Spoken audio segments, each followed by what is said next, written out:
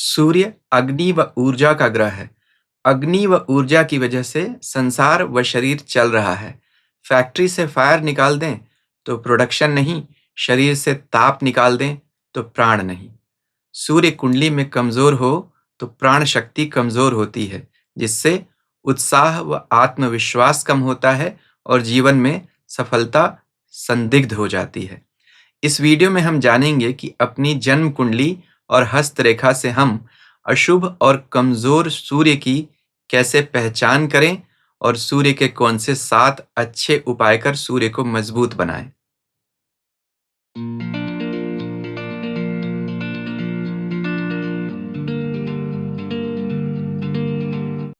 ओम नमः शिवाय। मैं अंशुमान आपका स्वागत करता हूं। अशुभ सूर्य सरकार से समस्या व सम्मान की हानि देता है। आज से 23 वर्ष पूर्व मुझे देश के एक बहुत बड़े उद्योगपति की कुंडली दिखाई गई, जिनकी कुंडली के दूसरे घर में सूर्य और राहु का ग्रहण योग था। ज्योतिष के प्राचीन शास्त्र ऐसा कहते हैं कि इस योग के कारण व्यक्ति को सरकार से अर्थदंड और जेल यात्रा करनी पड़ती है। मैंने उनकी कुंडली और दशा का विचार करके उन्हें यह प्रेडिक्शन बता दी। दुर्भाग्यवश उनके अपने कर्मों के फलस्वरूप ऐसा समय आने पर उन्हें जेल यात्रा भी हुई और इनकम टैक्स की रेड के कारण अर्थदंड भी उठाना पड़ा। तो इससे हमने यह समझा कि अशुभ सूर्य अगर हो कुंडली में तो व्यक्ति चाहे कितनी भी ऊंचाई पर चला जाए, उसे मुश्किल दिन देखने पड़ते हैं। लेकिन क्या अशुभ सूर्य सिर्फ हेल्पलेस सिचुएशन बनाता है? शाहरुख खान, ऐश्वर्या राय, विराट कोहली, बिल गेट्स, इन सब की कुंडली में सूर्य नीच राशि में है, लेकिन इन्हें अपने जीवन में ऐसी कोई समस्या तो हुई नहीं। निश्चित तौर पर इन कुंडलियों में या तो सूर्य का नीच भंग योग है, या कुछ उपाय हुए हैं, या कुंडली किसी और फैक्टर की वजह से बैलेंस हो गई है। इस वीडियो में हम विस्तार से यह समझेंगे कि सूर्य अशुभ होता है तो हमें जीवन में क्या परिणाम देखने पड़ते हैं। सूर्य जन्म कुंडली में शुभ होता है तो हमें क्या परिणाम मिलते हैं, इस पर एक वीडियो मैंने पहले ही बनाया है। उसका स्क्रीनशॉट अभी आप देख रहे होंगे। जब यह वीडियो समाप्त होगा, इस वीडियो का लिंक आपको अपनी स्क्रीन के ऊपर ही दिख जाएगा, तो उस वीडियो को भी आप देख लीजिएगा। शुभ सूर्य को भी कैसे पहचानना है यह भी आपको पता चल जाएगा। यह वीडियो अशुभ सूर्य और उसके परिणाम के बारे में है और उपायों के बारे में भी। इस वीडियो को शुरू से अंत तक मैंने कुछ हिस्सों में बांट दिया है, जिससे पॉइंट वाइज हमें सूत्र के साथ समझने में सहूलियत हो। तो कुछ पॉइंट्स जो हैं वह बता देता हूं। पहला पॉइंट है, कुंडली और हस्तरेखा में कमजोर सूर्य की और अशुभ सूर्य की पहचान कैसे करें। अशुभ सूर्य का हमारे करियर, हमारे स्वास्थ्य, सेहत, मानसिकता पर क्या प्रभाव पड़ता है, सूर्य का ज्योतिषीय और आध्यात्मिक महत्व क्या है, और सूर्य की नीच भंग स्थिति कैसे बनती है। इन सब बातों का विचार हम इस वीडियो में एक एक करके करेंगे। तो सबसे पहले कुंडली में कमजोर या अशुभ सूर्य की हम पहचान कैसे करें।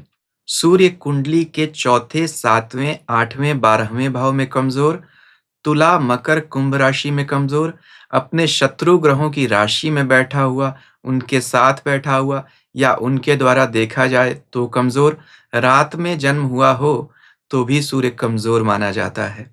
सूर्य के मित्र ग्रह हैं चंद्रमा, मंगल, गुरु। शत्रु ग्रह हैं शुक्र, शनि, राहु, केतु, और सम यानी न्यूट्रल प्लैनेट है बुध। सूर्य अगर शनि के साथ मिलता है तो पितृदोष बनाता है। ऐसा इसलिए कि सूर्य की 5 संतानें हैं, शनिदेव, श्राद्ध देव, यमराज और 2 अश्विनी कुमार। सूर्य की 2 पुत्रियां भी हैं, यमी और ताप्ती, यानी जिन्हें हम यमुना नदी और ताप्ती नदी के नाम से जानते हैं। तो यमी और तपी 2 सूर्य की कन्याएं भी हैं। शनि का सूर्य से विरोध है संतान होने के बावजूद, क्योंकि पिता का विरोध करने के कारण ही शनि और सूर्य जब एक साथ बैठते हैं तो यह पितृदोष बन जाता है।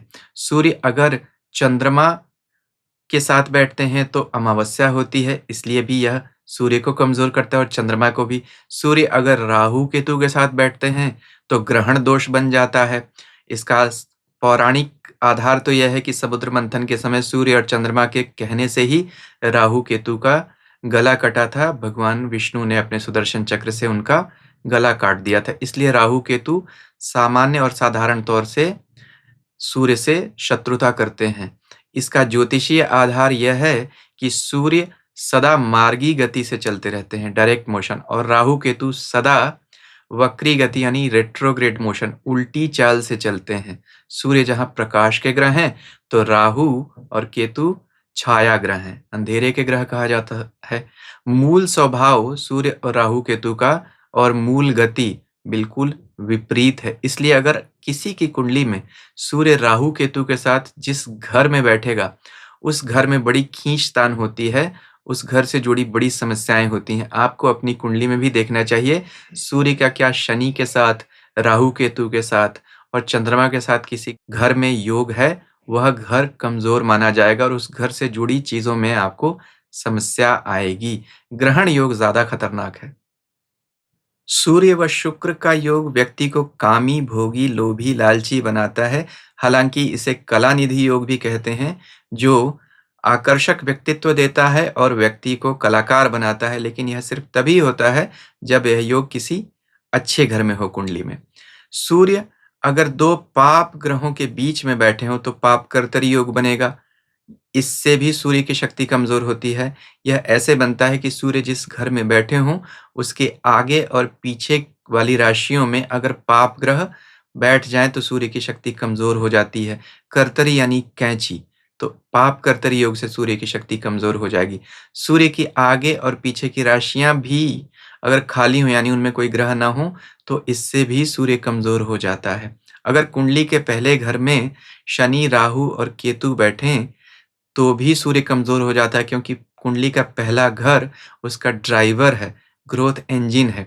वहां अगर शनि, राहु, केतु बैठ गए तो वह उस कुंडली के एक तरह से नेचुरल लॉर्ड्स बन जाते हैं। तो ऐसी कुंडली में सूर्य कमजोर हो जाता है। पहला घर पूर्व दिशा है, सूर्य पूर्व राशि में, पूर्व दिशा में उच्च होता है, इसीलिए मेष राशि में उच्च होता है। तो पहला घर तो सूर्य का उच्च स्थान है, वहां अगर उसके शत्रु बैठ जाएं तो सूर्य कुंडली में चाहे कहीं भी होगा, वह कमजोर हो जाता है। सूर्य आत्मा है। आत्मा के प्रवेश द्वार पर ही अगर पाप ग्रह बैठे हों तो फिर आत्मा कमजोर हो जाती है। अपनी हस्तरेखा से कमजोर सूर्य की पहचान कैसे करें? देखिए, यह हथेली में सूर्य पर्वत है। अगर यह दबा हो यानी यहाँ मांस उठा ना हो, इस जगह बहुत सारी कटी फटी रेखाएं हों, तो यह सूर्य के कमजोर होने की निशानी होता है। इस पर यह जो रेखा है, यह सूर्य रेखा कही जाती है। यह भी अगर बहुत छोटी हो, बहुत जगह से कटी हो, या इस पर कुछ अशुभ निशान जैसे क्रॉस आदि, जाली आदि बने हों, तो भी सूर्य रेखा कमजोर होती है और सूर्य पर्वत कमजोर हो जाता है। इसके अलावा यह सूर्य की उंगली है, यह भी अगर बहुत छोटी हो तो भी सूर्य रेखा और सूर्य पर्वत कमजोर हो जाता है। इससे हमारे करियर में हमें जल्दी नौकरी पाने में या नौकरी में आगे बढ़ने में, सम्मान प्राप्ति में तकलीफ आती है। तो इसी पर अगला पॉइंट देखते हैं, हमारे करियर पर अशुभ सूर्य का क्या प्रभाव पड़ता है। सूर्य सरकार व बॉस का कारक है। अगर आपकी कुंडली में सूर्य कमजोर हो, नीच राशि में हो, तो सरकारी नौकरी नहीं करनी चाहिए, सरकारी ठेके नहीं लेने चाहिए, वरना आपको तकलीफ जरूर आएगी। कमजोर सूर्य के कारण व्यक्ति पर मुकदमा, धोखा और नौकरी में तकलीफ आने के योग बहुत अधिक बढ़ जाते हैं। वीक सन की वजह से litigation, tax problems, no recognition at work place and censure from seniors यानी अधिकारियों से तकलीफ के योग बन जाते हैं। अगला पॉइंट, हमारे शरीर, मन और स्वास्थ्य पर कमजोर सूर्य का क्या प्रभाव पड़ता है। Effect of sun on our mental and physical disposition. देखिए, अशुभ सूर्य लो सेल्फ कॉन्फिडेंस देता है, दब्बू बनाता है। तो ऐसी परिस्थितियों में व्यक्ति जल्दी घबरा जाता है, स्टेज फ्राइट देता है, यानी कहीं भी वह 5-10 मिनट खड़ा होकर बोल नहीं सकता है।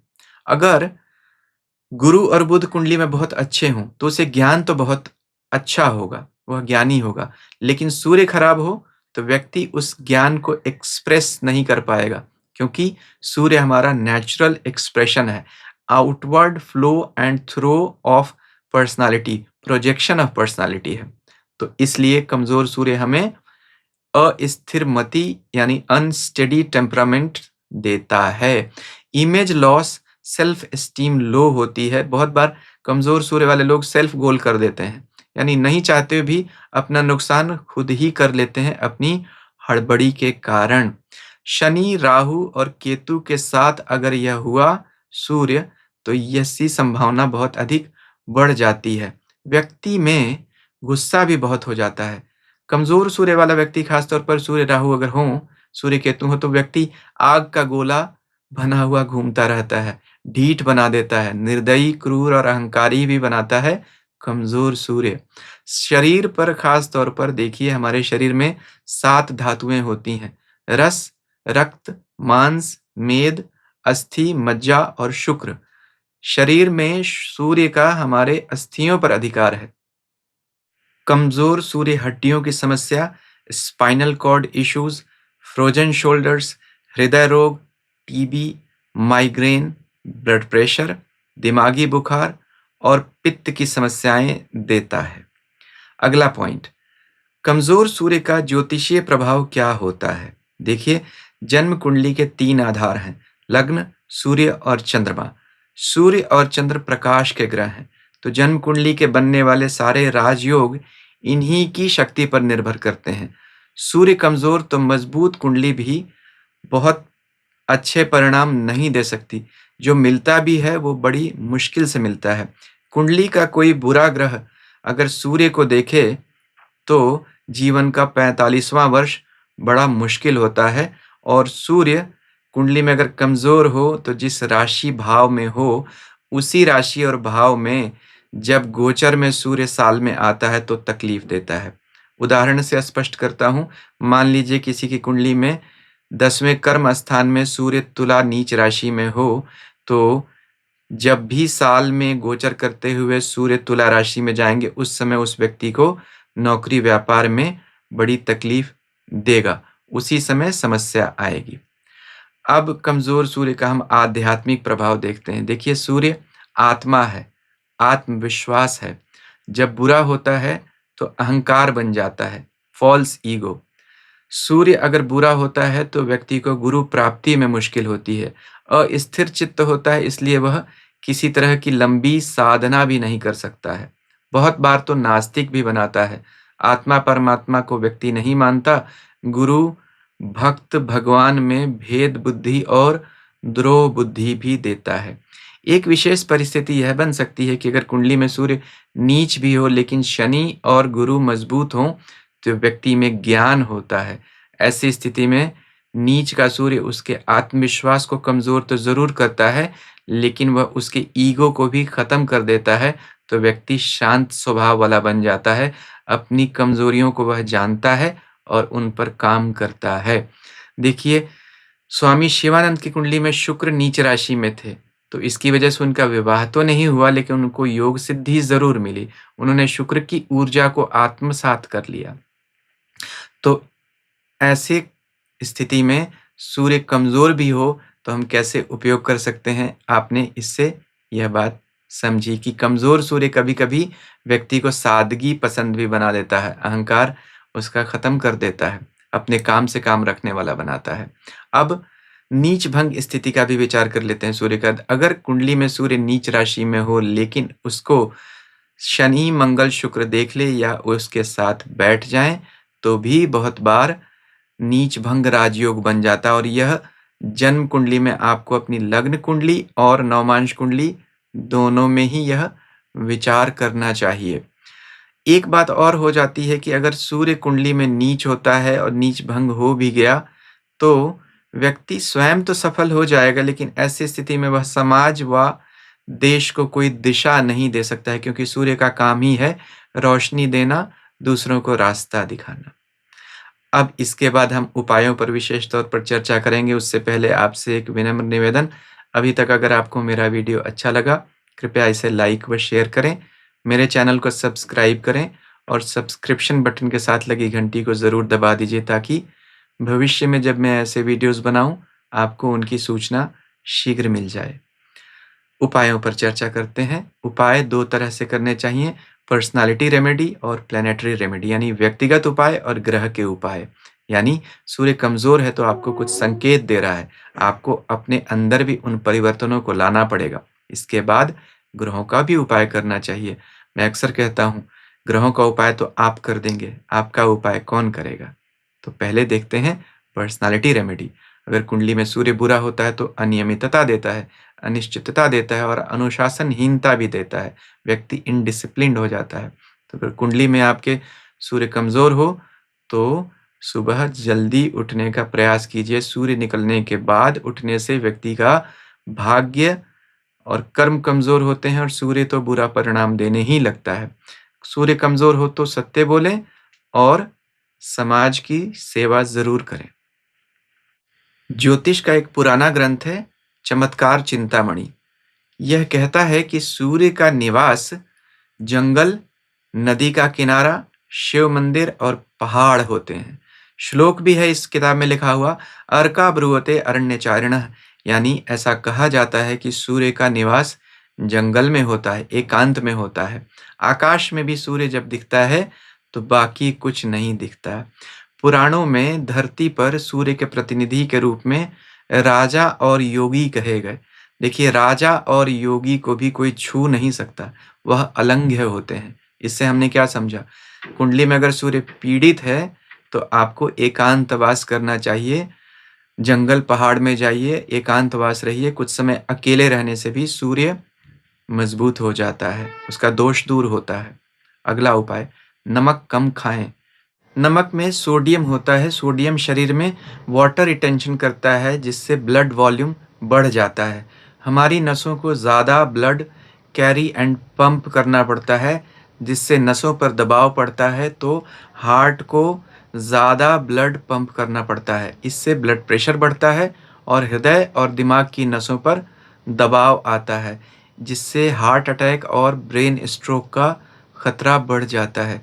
इसीलिए कहते हैं कि सूर्य खराब होता है तो व्यक्ति को नमक छोड़ देना चाहिए, क्योंकि खराब सूर्य वाले व्यक्ति के हृदय आघात और मस्तिष्क आघात का, यानी हार्ट स्ट्रोक और ब्रेन स्ट्रोक का खतरा होता है, या इनसे जुड़ी नसों की बीमारियां होती हैं।